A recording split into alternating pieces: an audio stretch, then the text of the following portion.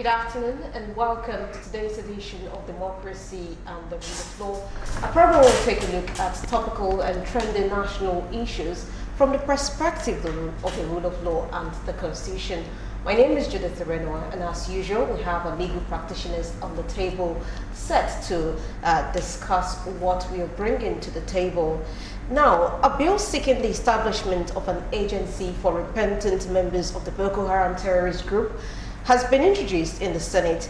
The bill aims to create a national agency that would see to the rehabilitation, de-radicalization and integration of repentant insurgents in the country. The bill was sponsored by Senator Ibrahim Gaidam during plenary on Thursday at the upper chamber of the National Assembly in Abuja. It was captioned National Agency for the Education, Rehabilitation, De-radicalization and integration of repentant insurgents in Nigeria, established Bill 2020. The bill was read for the first time in the Red Chamber. The sponsor of the bill, Senator Gaidam, is the lawmaker representing Yobe East District in the Senate. He's also the immediate past governor of Yobe State, one of the worst hit states by insurgents in the northeastern part of the country. This particular bill, when introduced on Thursday, tore senators apart with condemnations and mixed feelings tracing this particular bill. Some senators are of the view that insurgents cannot indeed be rehabilitated, and how can the government really and indeed establish the state or country where these insurgents are from. You recall that our borders are said to be very porous, with many people with main intention coming in and out of the country at will. Well, it is left for you all on the table to tell us your view. It's nice to have you, Barrister Shakiri Malaja. Welcome to the show. Thank you for having me. All right, Barrister John Wakidi, you're welcome. It's my pleasure. Viewers, I greet you all. And Barrister Samuel Ame, it's nice to have you. Thank you very much. All right, let me just quickly summarize some major aims of the bill as contained in it. It is to provide a venue for rehabilitating, de-radicalizing, educating, and reintegrating the defectors, repentant and detained members of the insurgent group Boko Haram to make them useful members of society. It is also to provide an avenue for reconciliation and promote national security. It is also to provide an open door and encouragement for other members of the group who are still engaged in insurgency to abandon the group, especially in the face of the military pressure. And it also gives the government an opportunity to derive insider information about the insurgent group for greater understanding of the group and its inner workings.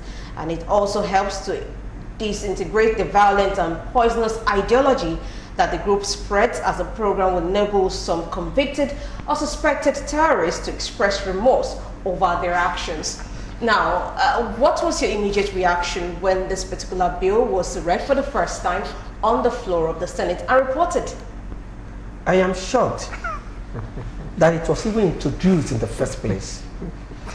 A good number of Nigerians feel scandalized. And I just say some of us are very angry. And I do not think we can be angrier than that fine senator from Borno State, who himself, even though from the theater of war, his state is in the direct heat of fire, the senator considers the introduction of that bill an affront to the integrity of Nigeria. Why would anybody want to suggest that? For how long has Boko Haram been devastating, ravaging this country? For how long? For over a decade. Is it the first time that we are having some persons arrested? How many of those who were arrested were persecuted? If you are saying that part of the aims is to get information, insider information, the scores that you have arrested, what information have you gotten from them? This present regime came with the mantra that Boko Haram will be defeated. First time around, they failed. Second time around, they are not only failing, but there's an abysmal failure such that Boko Haram has worked stronger. So you can see that even from the tone of my voice, I am very angry.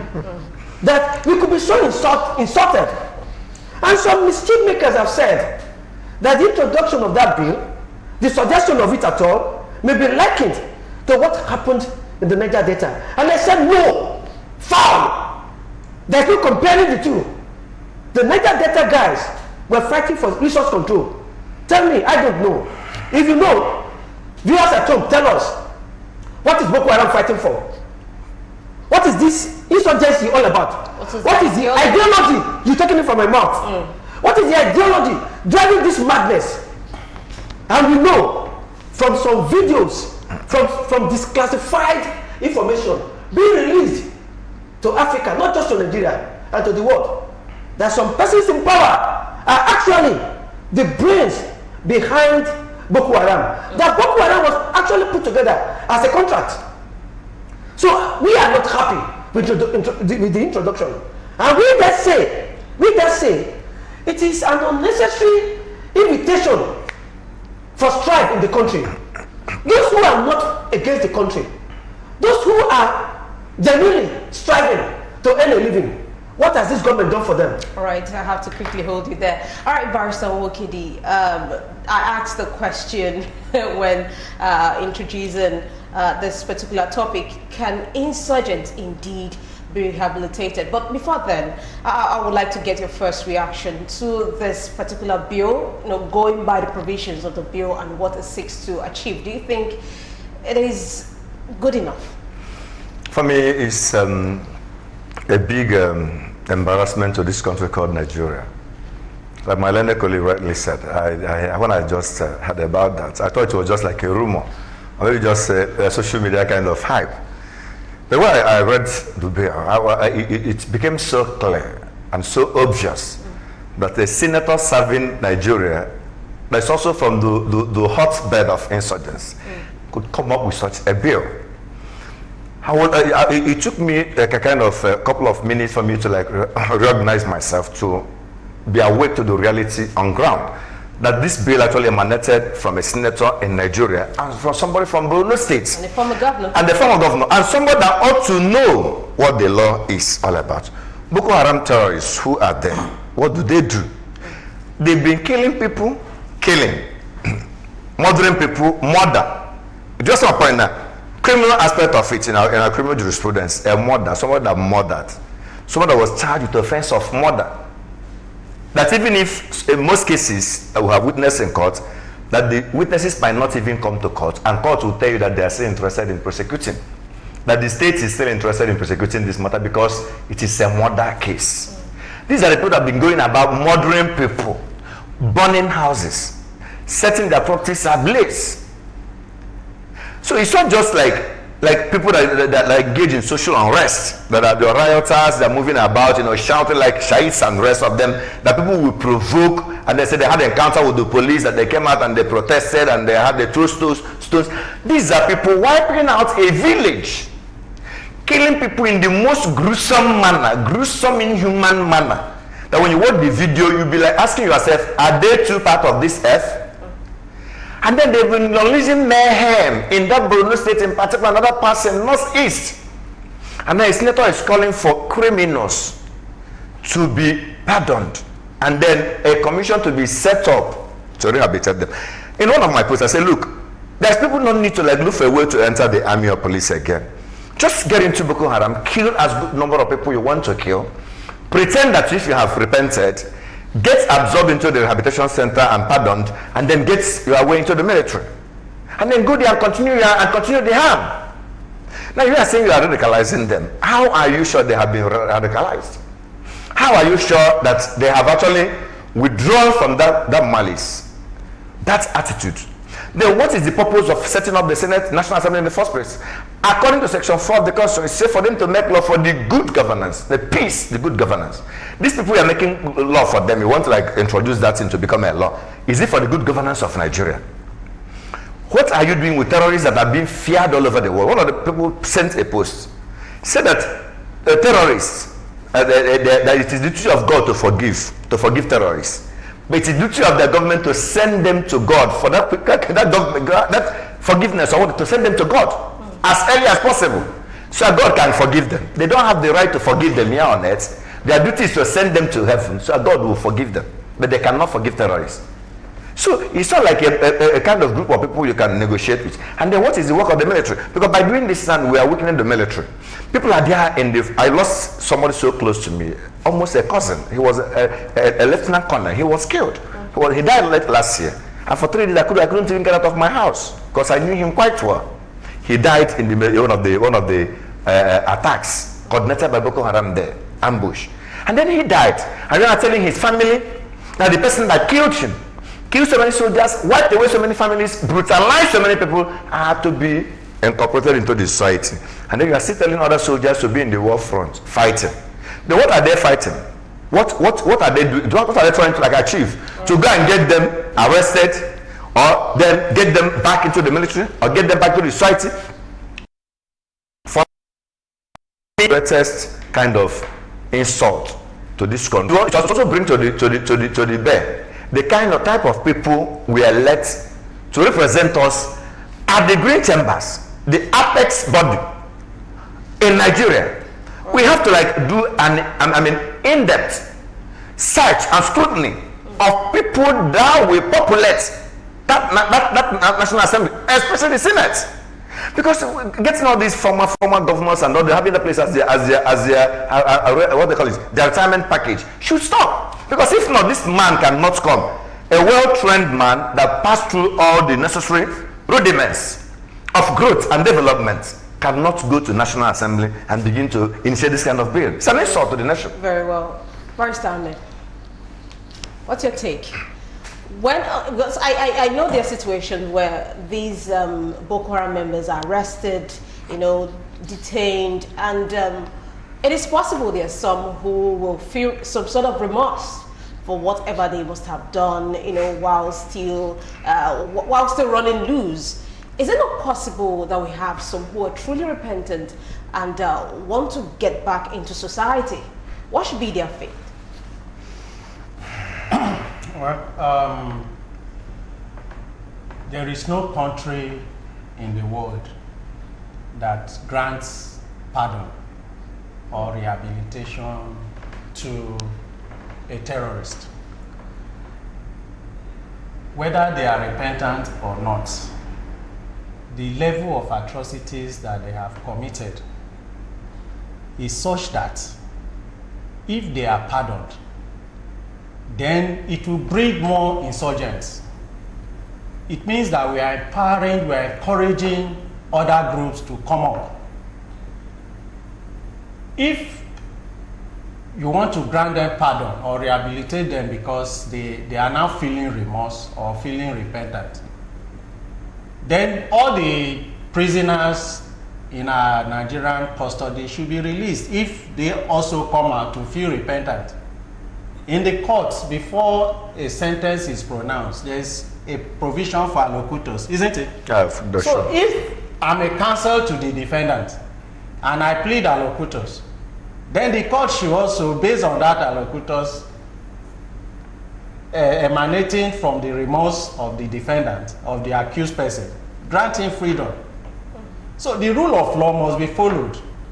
First of all, what the government should be asking themselves right now is not granting pardon, it's finding solutions to this insurgency.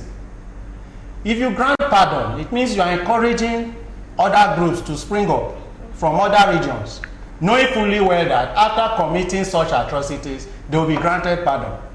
So I do not support the idea of rehabilitation. I see it as a misplacement of priority from the government. It means that our government do not know the solution to our security in this country. It means that they don't even know why they are in government. It's waste of public funds. The Ministry of Education is there to grant literacy to every Nigerian. So why duplicating offices? Calling this one agency for rehabilitation and education of insurgents. It doesn't make sense to me in any way.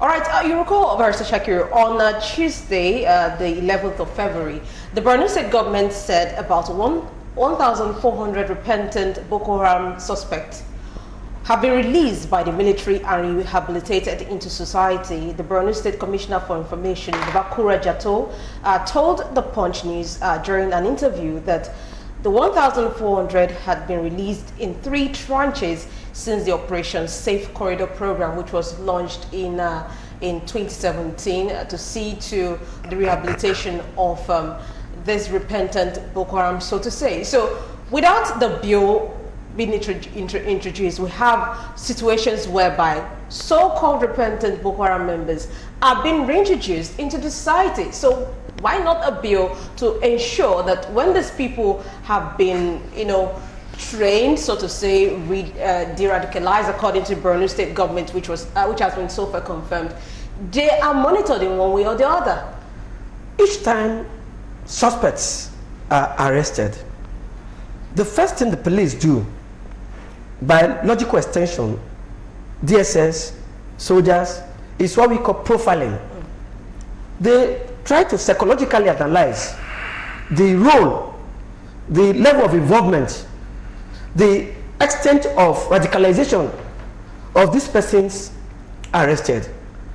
And they're able to establish that some are lily-livered, some are, at that moment, are prepared to kill some of the soldiers and the policemen. Some make it obviously clear that their blood must be shed for that purpose. They are not interested in your peace. I want to repeat myself. This nation is being taken for a ride. We are being deceived. And this level of deception is provocative. Who are you radicalizing? Or de-radicalizing rather? Who are you rehabilitating? Who are you reintegrating? Where is Leah Sharibu? Where are the remainders of the Chibok girls? Is it not this Boko Haram that bombed police headquarters, that bombed United Nations, that killed so many people, that were making preparations even to attack the National Assembly? That senator who opposed from Borno said, take a good example from America, which is also fighting its own terrorists and terrorism. He said, what was the purpose of creating Guantanamo Bay? It is for holding extreme terrorists. You don't negotiate with terrorists. You go out to decimate them. Have you not seen some, look, like my learned friend has said, do we really have leadership in this country? Do we have persons who are truly in charge of this country? The greatest duty of government, or the greatest purpose of governance, is security. For when security is compromised, when there's no security, nobody can do anything. You cannot go to court. You cannot go to school. You cannot go to the legislative house to do anything. For your first interest is to protect your life. It is only when you are alive that other things will follow. But here we are, being slaughtered on a daily basis. Look at how unsafe the Kaduna-Abuja road has become. Look at how dehumanized some settlements, complete villages, towns have been devastated. Who is sponsoring these guys?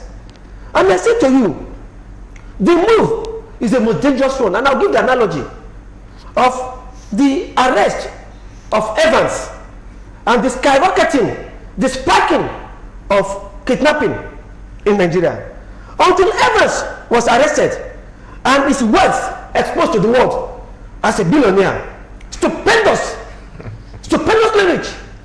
Kidnapping was not as blown, was not as commonplace as we now have it today. From Evans, we now have Aliu Dume, or is it Wadume? Wadume. Who was also described as stupendously rich. What the people learn from the release or from the exposure of Evans is that from banditry, from kidnapping, you could make the best money available in the world, and you could only well get away with it. For you saw some lawyers who came up, he's innocent, despite the evidence available against Evans. Wadume was able to penetrate the army so that soldiers killed service policemen on his behalf. We say to the government, that is, if we have a government that is listening, such a bill should never have seen the light of the day. For the danger you are introducing is, we have what we call in law, copycat no crimes. When somebody did something, it is likely to be repeated by some other persons who are not as professional as the first person. So you have a proliferation. What this country should be concerned with now is heightened security. All right. We're talking about Amoteku today. It's because there's no security. The East is also talking about introducing. Then they now say they have their Shege Kabasa. See, this country is in trouble.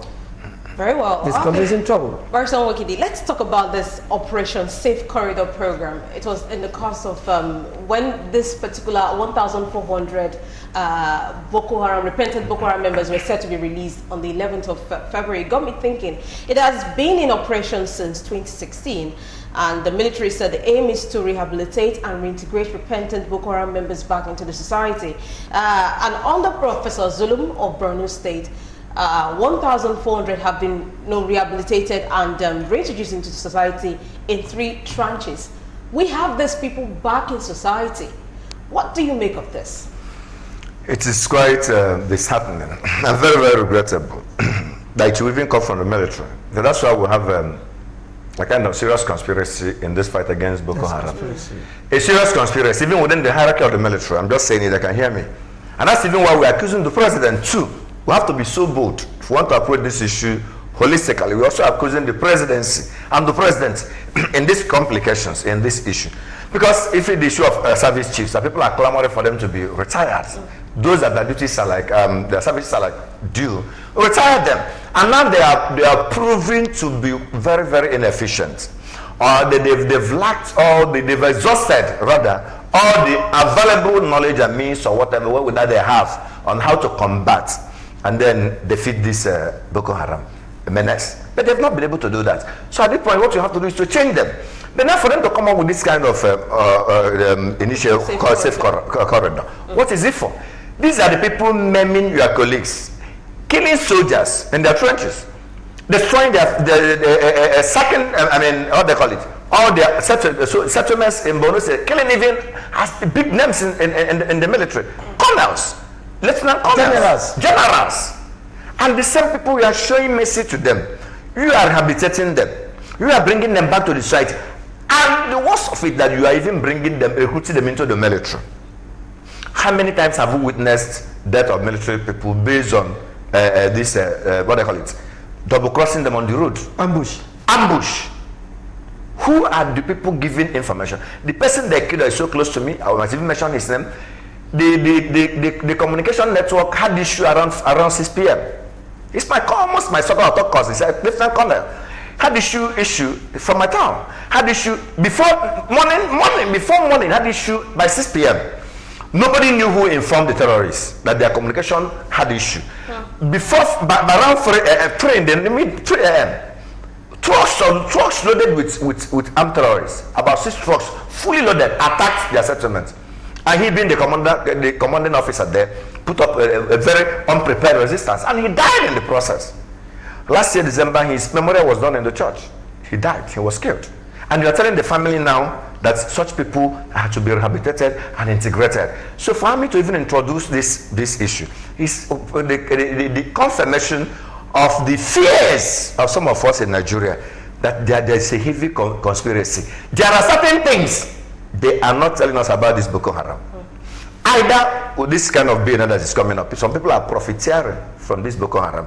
Some people are using it as a pipe to drain our finances, sources. Some are attracting funds, some are attracting a kind of attention, and some top military brass are trying to keep their posts or whatever relevant by making sure that Boko Haram is still there. So the government and the people of Nigeria will still feel their importance. For me, that Operation Safe Corridor is illegal, completely illegal.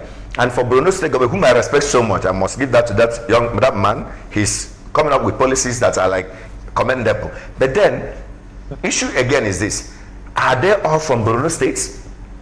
The 1,400 people, are they all from Borno State? Are they Nigerians? Are they Nigerians?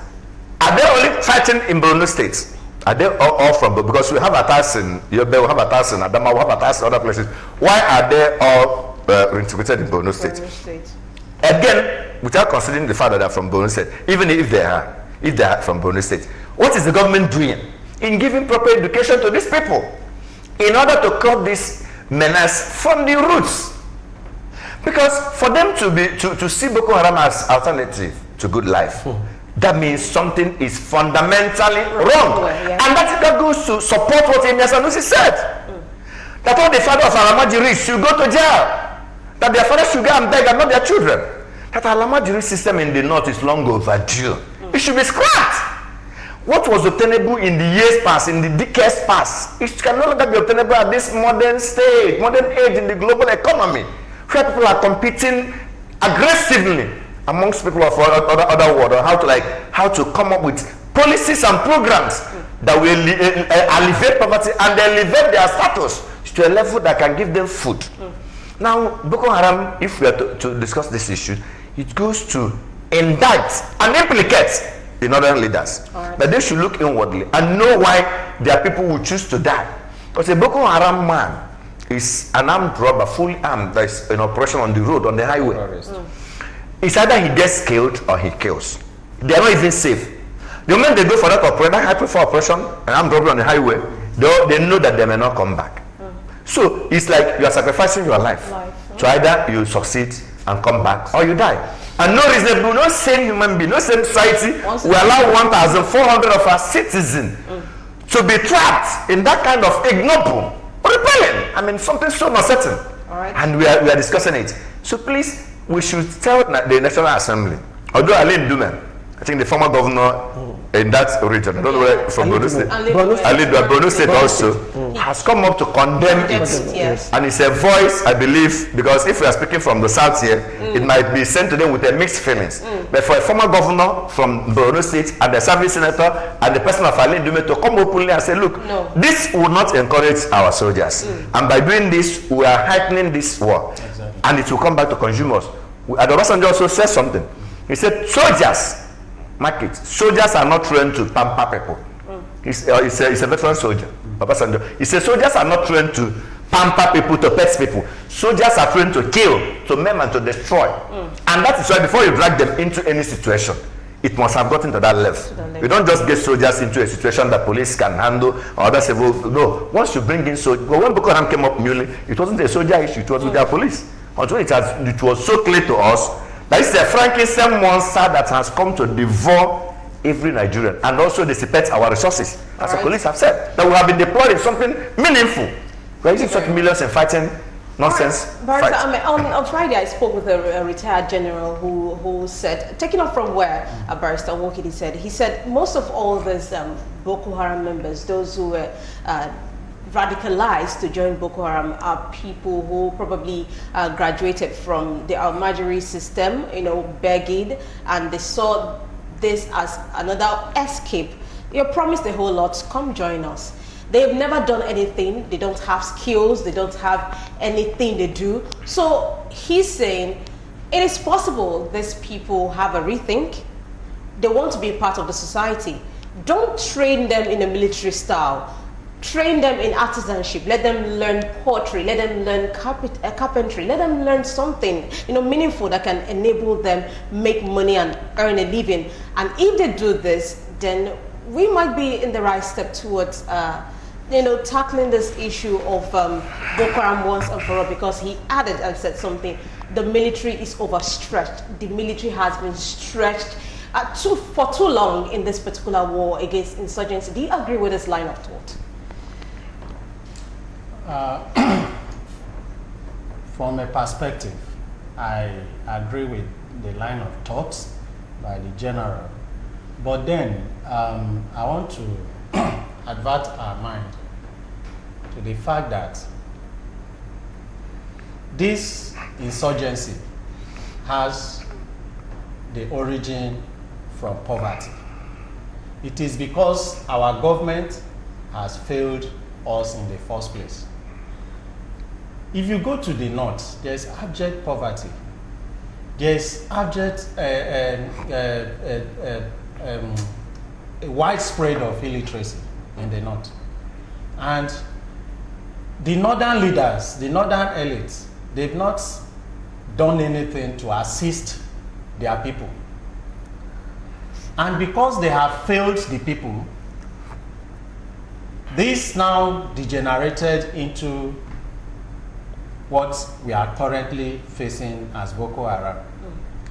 Now, if the government can wake up to its responsibilities, I think the problem of insurgency will be curbed to an extent. Rehabilitating these people is not the solution. When you rehabilitate them, you are encouraging other groups to come up. You are encouraging other members to go and join the Boko Haram so that they will now get attention from the government. Instead of creating a sect of organization for rehabilitation, why not do a massive rehabilitation of the northern people? I remember President Jonathan introduced education for the Almajiris during his tenure. Now, if you educate these people and you provide the basic necessary needs for them, they won't find it encouraging to go and join insurgency. Most of these people, when they join these bandits, they join with the promise that their family will no longer suffer. They are going to be compensated. So if I'm from a very poor background and my siblings are suffering, and you said, okay, I will give your family 20 million naira if you can lay down your life in this fight, I will gladly take it, insofar as it will relieve the poverty of my siblings. The family, yeah. So, if the government, knowing fully well that they have failed in their responsibilities to its citizens, they should rather create a means for employment. Nothing stops the government from buying keke napep to all the Borno Almajiris and said, now this is your means of livelihood. Instead of granting amnesty to 1,400 or build more skills acquisition centers, you know. So I think the government knows what to do if they really want to curb insurgency. But for now, I suggest that the government should face these terrorists and, you know, eliminate them just the way the Al-Qaedas were treated. Nobody pardons a terrorist. It should be a war-to-war scenario, not you telling them that, come, lay down your arms and I'll pardon you. It's not done in any country, in any civilized country. All right, probably government is trying to apply the carrot and stick approach. Yeah. Do you think, like, yes, the question is just, Professor Zulum of Borno State did say last week that to indeed tackle this issue of insurgency in the northeast, Nigeria needs 100,000 soldiers. We have many soldiers who have been killed in this war against terrorism.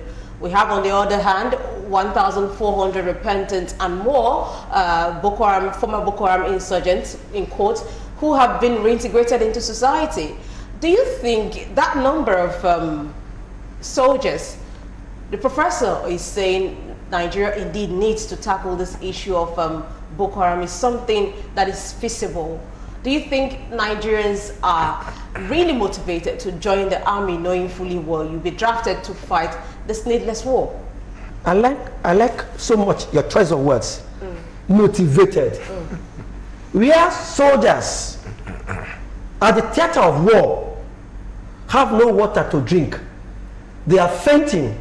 What we are told is that the average soldier fighting this fratricida war, this terrible war, is giving only 1,000 naira, which will not even get to him, to fight persons who are internationally sponsored.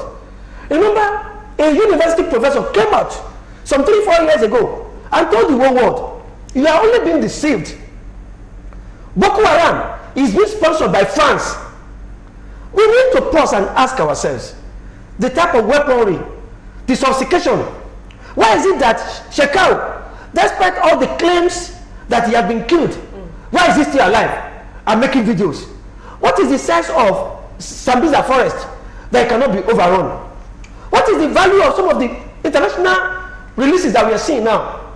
I started this discussion today by saying that there are releases in video saying that Boko Haram was carefully put together. It is an international contract to devastate Nigeria. If you are thinking that it is far-fetched, this man that was recently released, Dazuki, how much was he given to buy arms to fight insurgency?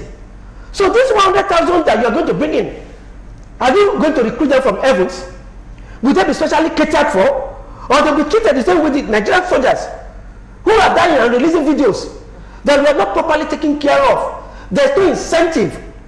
There's no reason why we should be committed to this war. It appears this government has abandoned us. Like my friend here to my immediate right said, are we sure the Nigerian army is not heavily infiltrated by the so-called radicalized Boko Haram terrorists that have been released? Are we sure there are no Boko Haram experts in the army of Nigeria serving as commanding officers?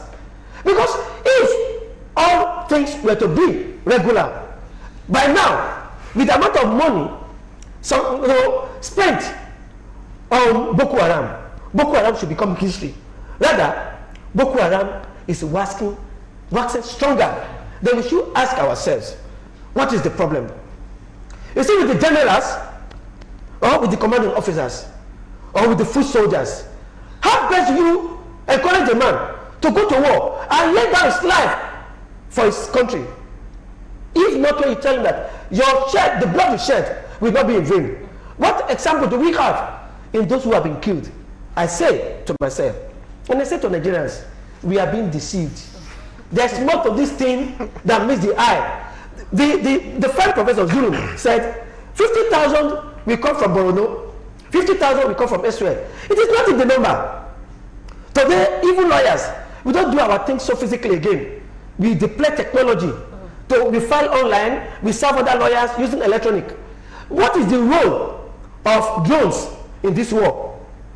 Do we have the DNA of Shekau? Could we not have a program? Look at what happened to that, how America killed somebody in Iran without having to fight the normal war. They just did the programming, knew where the general was, and they took him out. What is so special?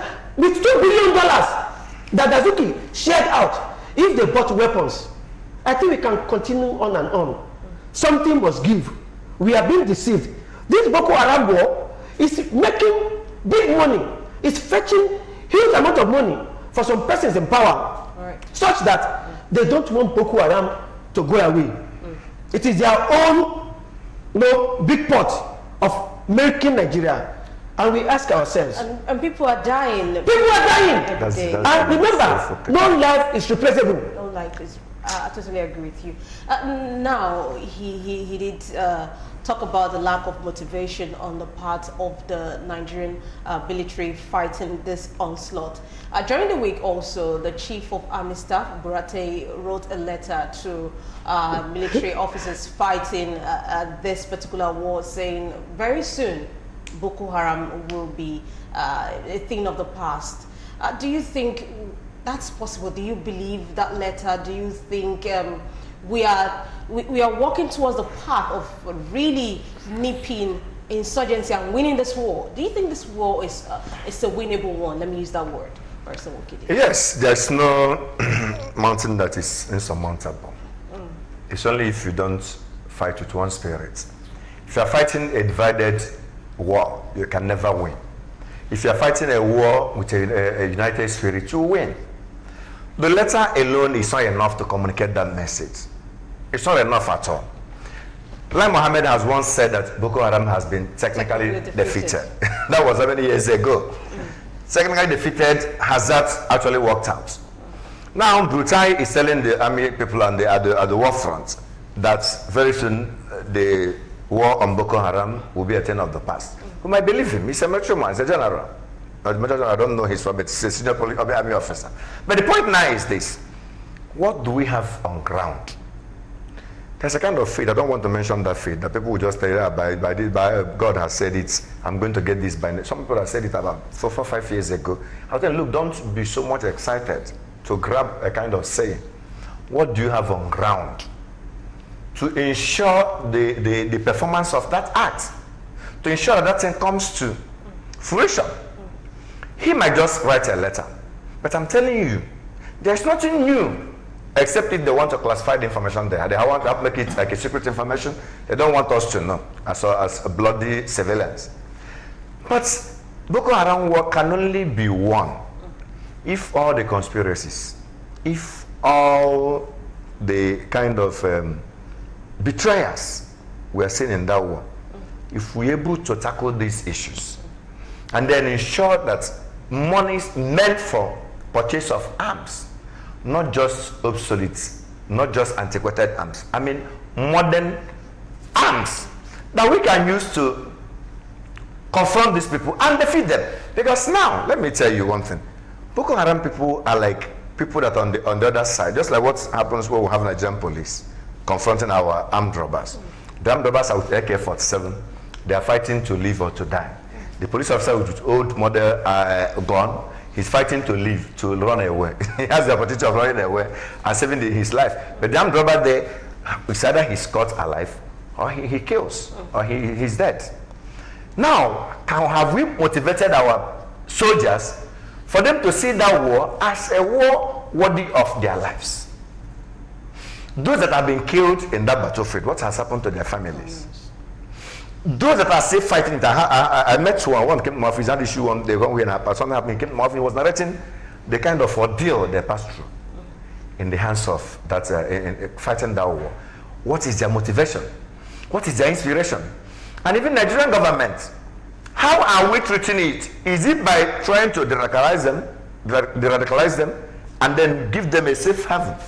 Here we saw them enjoying a very well arranged environment, and there becomes people that suffered the brutal effect of their actions. We are jam-packed in a kind of tent. Then the rehabilitated Boko Haram members are busy eating fat food with nice uniforms and everything. Is that the spirit that will make a military man to keep on fighting in the battlefield and lose his life? So, and now we are coming up with a kind of a policy that will be backed up by not just state law, not just law passed by the now law passed by National Assembly, to give them a cushioning effect that are as they fight and become tired or become trapped or become frustrated, they will come back. There's a safe haven waiting for them, where they will get a better. Instead of the government of Nigeria to speak a kind of, give a kind of word, give a kind of order, place a kind of premium on this Yakarao, place a kind of premium on every Boko Haram member killed, that the military man that kills that person is going to be promoted. On every Boko Haram member killed, if it is proved that so and so, commander, colonel or whatever, squadron leader or whatever, kills 20 or 50 of Boko Haram, defeated Boko Haram enclave in one place, he's getting automatic promotion.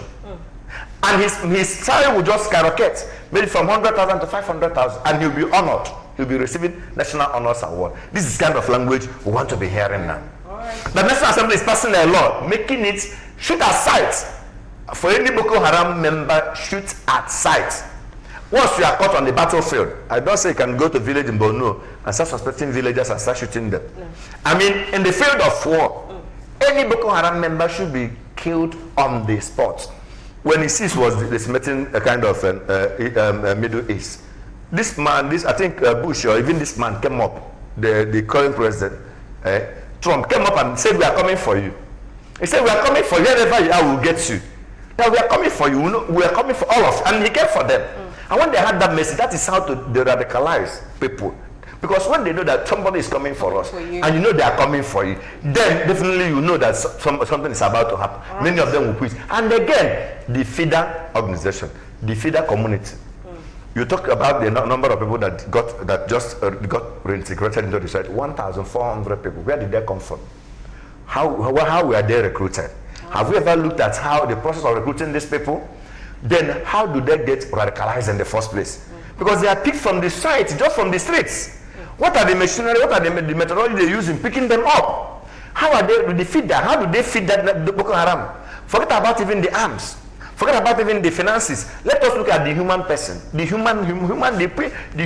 human beings from Nigeria joining that Boko Haram. How do we now go into massive education? Because if you want to pass this bill, I think this bill will be, the bill that will be passed will be a bill that will go into massive education. That will be like a rampage in the north, sending them on the negative effect of joining this Boko Haram. Yeah. Go in their mosque, go in their village squares, go in their everywhere they can gather in their churches or whatever they have there, and talk to them. Do we have that? Rather, it's only when they have gone in, killed a lot of people, and then pretend. I say pretend, though, because for you to get somebody out of a crime that he has been part of, where he has friends, he has colleagues, because a person might repent, has his friends they repented. All right. Does that mean they're not going to be communicating again? Thank you very much, Barrister Okidi. Barrister Ahmed, do you see this bill scaling through in the National Assembly? Well, Nigeria is a dramatic state. It is only in Nigeria that a man can be turned into a woman.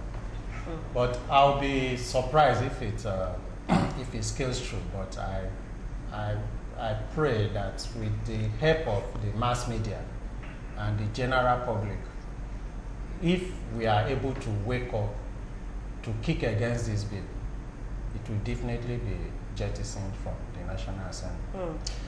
Now, Share the fact that lawmakers are even pitched against each other on it. I think Burutai is writing that letter because he felt the bill can scale. Just as my learned friend said at the beginning of this program, the idea behind the Boko Haram is a contract. Governments, the people in government are the people benefiting from this insurgency. And so it will be difficult for the beneficiaries of this insurgency to bring it to an end. I think what is happening here is a sectarian fight. The fact on the table is, if amnesty has been granted to the Niger Delta, then it should be granted to the Northerners.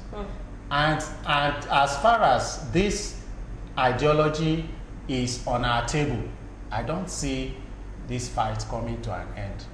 And I pray that the government should wake up to its responsibility.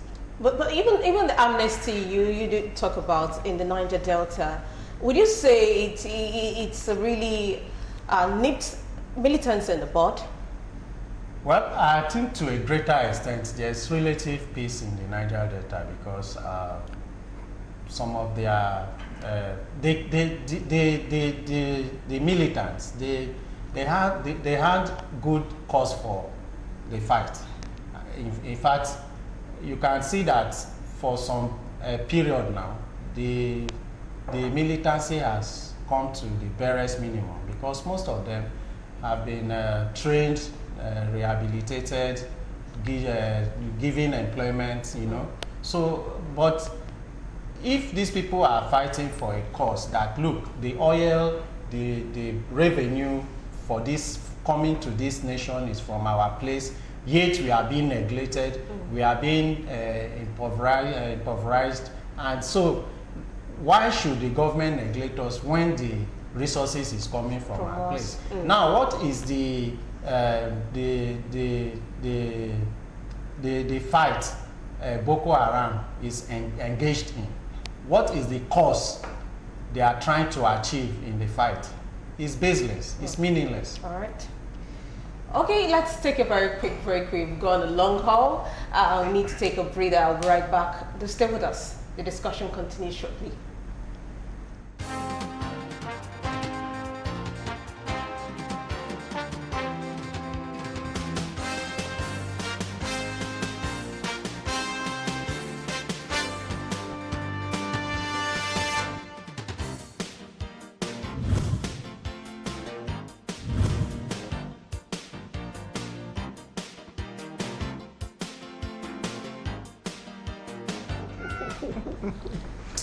All right, you're welcome back, and you're still watching Democracy and the Rule of Law, and we are discussing the bill seeking the creation of an agency for repentant Boko Haram members.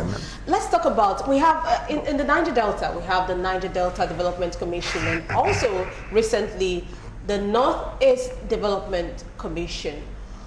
Would you say the people in the Northeast have started feeling the impact of this particular commission? What should it be about? And this bill, is it not something the agency should, the Northeast Development Commission, is it not something that should be actually done by this particular commission, Mr. Shakir? If you studied history, you will come to realize that some powerful nations in the world will sponsor war, like it's happening in Iraq and Syria. Then after having sponsored the war, after a whole nation has been destroyed, they've now come for rehabilitation, reintegration. The basis for them is money and nothing more, like they once partitioned Africa. But there's no comparing the Northeast Development Commission and the Niger Delta Development Commission. Look, by the exploration of oil for the sake of Nigeria, have you heard the story of how the Niger Delta movement, militancy, really started? It was when they went for 1 million march or 10 million march in Abuja. And Niger Delta boys woke up in Abuja and they asked one another, who brought us to London? When they saw mighty buildings everywhere. And they said, no, this is Abuja. They said, where did you get this money? Your oil money is what built Abuja. Wow! They went back home and started the agitation. Tell me, the Northeast Development Commission, what has brought about the devastation of the Northeast? There's no comparing the two. If Boko Haram was deliberately sponsored, and remember when we say deliberately sponsored, the agitation of Yusuf, who was killed because he had some reasons, it's not the same agitation that we are facing today. This Boko Haram is so sophisticated, it's so well organized. The more you fight them, the stronger they get. Who is backing them? Like my friend has said, there's a logic, there's an understanding, there's a process, a synthesis to what is happening in the Niger Delta. These boys took up arms. Government engaged them. And what the government do? There's a derivation policy. If you are an oil producing area, you get more than the rest of the country. Is that not logical? They're saying it should not even be 30%. It should not be 15%. It should be 50%. Our fishermen cannot fish anything again.